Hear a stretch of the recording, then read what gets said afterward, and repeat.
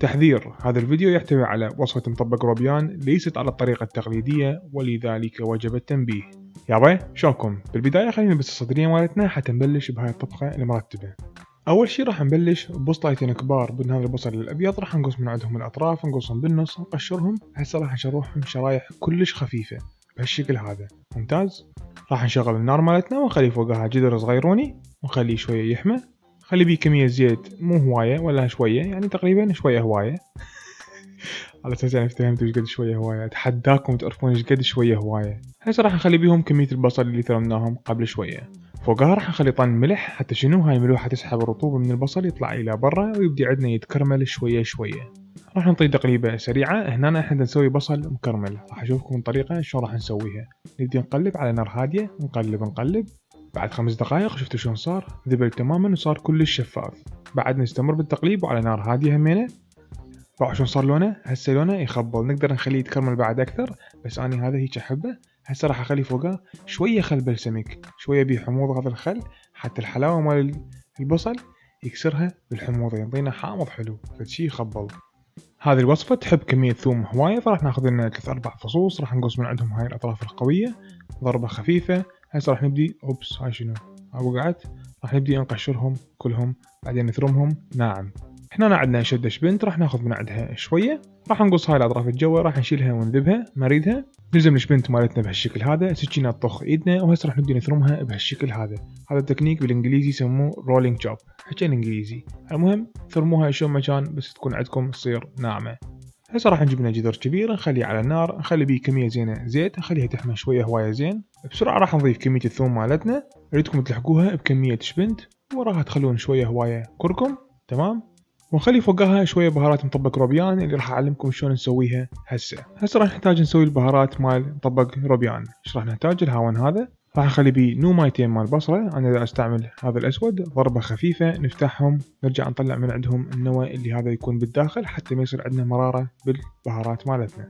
هسه نطحنها بالهاون كلش زين. اذا كان اكو قطعة مو يابسة ما راح تنطحن عندكم، شيلوها خلوها بصفحة، هذه مو مشكلة. كملوا الطحن الى ان يصير عندكم عبالك طحين، واللي عنده طاحنة يطحنهم بعد احسن.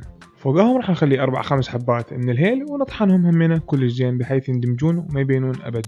هسه البهارات المطحونة اللي عندي كزبرة راح نخليها فوقها، خاشوقة صغيرة من القرفة همينة، خاشوقة صغيرة من الكركم، واخر شي خاشوقة صغيرة كمون. هسه نخلطهم كلهم كلش زين. بهارات مطبق سمك صارت جاهزة. بهالوصفة هذه أنا راح استعمل تمن جوكر اللي وصلنا من شركة مدى البلاد. نوعية تمن جدا ممتازة، أنا كلش أحبها، الحبة مالتها طويلة ما تتكسر. أول شي راح ناخذ من هذا الكيس اللي بالوسط كوبين تقريبا تمن، ونشيلهم ونخليهم وين؟ فوق الشبنت والثوم والبهارات مالتنا. بعد ما حمسناهم كلش زين هسه راح نبدي نقلب تمن جوكر إلى أن يصير لونه أصفر، وينخلط ويا كل المكونات الموجودة بالجدر. هسه راح نخلي فوقها طن ملح، وراها راح نسوي حركات مال نينجا، ونجيب هاي مال الفلفل ونخلي كمية زينة من الفلفل الأسود.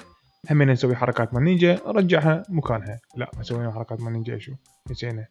هسه راح نضيف فوقها كمية من المي الحار، ونطي خلطة خفيفة حتى كل هالمكونات تتوزع تماما. نغطيه ونخليه يطبخ إلى أن يستوي. بعد 15 دقيقة إلى 20 دقيقة ما شاء الله التمناية حباية بحبايتها ونثري.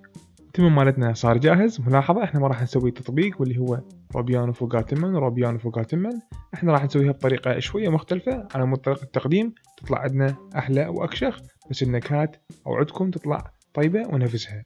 هسه هنا عندنا بطل الفيلم واللي هو الروبيان. باعوا احنا شلون نظفناه من الظهر وشلنا من عنده هذا الخيط جدا مهم، لازم نشيله وننظفه، بس بقينا احنا بيه الذيل على مود التقديم وحتى واحد يقدر يلزمه وياكله.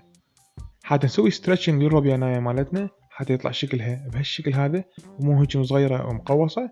ايش راح نسوي؟ راح نجيب السكينة مالتنا ومن جهة البطن راح نسوي شرحات خفيفة، بعدين نقلبها ندوسها دوسة خفيفة، راح تسمعون صوت طق طق طق. ها هي الروبياناية مالتنا صارت ستريتش، والمطة مطة حلوة. هاي يستعملوها هواية بالمطبخ الياباني حتى شنو تسهل عليكم عملية الاستواء، يطلع عندنا شكلها أكبر وأحلى.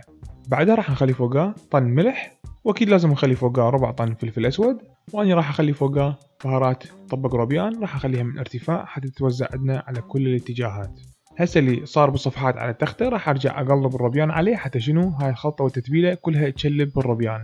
طاوة راح نخليها على النار تحمى كلش زين، راح نخلي بيها كمية زينة من الزيت، وراح نخلي بيها كمية الروبيان مالتنا. ملاحظة الروبيان مالتنا لازم هذا ينطبخ على نار عالية فترة قصيرة حتى شنو يبقى عندنا طري وما يصير عندنا قوي وما ينجر وما ينوكل، كلش مهمة.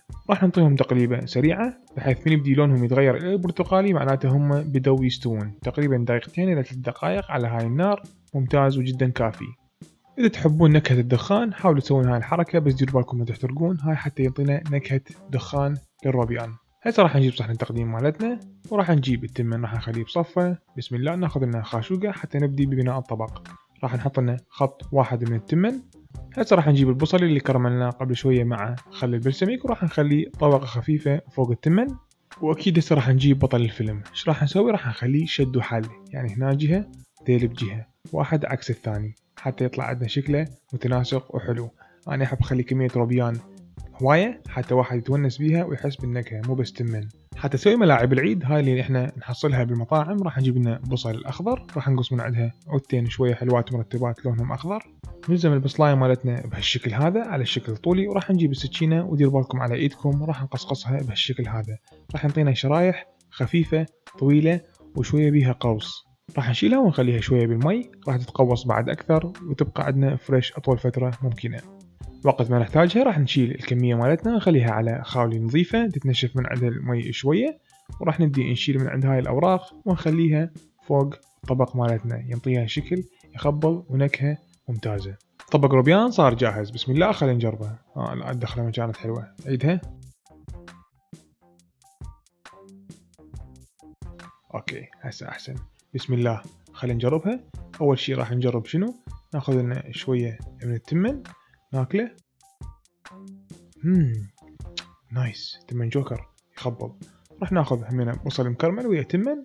اوف نكهة فد شي، خلي اجيبه خليه يمي. هسه خلينا نجرب بطل الفيلم اللي هو الروبيان. طبعا الاستواء مالته ممتاز، يذوب بالحلق، نكهة البهارات بيرفكت، نكهة الدخان كلش حبيتها ممتاز. يابا طبق سمك هذا مالتنا صار جاهز، ان شاء الله حبيتوه. شركة مدى البلاد شكرا للسبونسر مال هاي الحلقة. شكرا اصدقائي، في مان الله.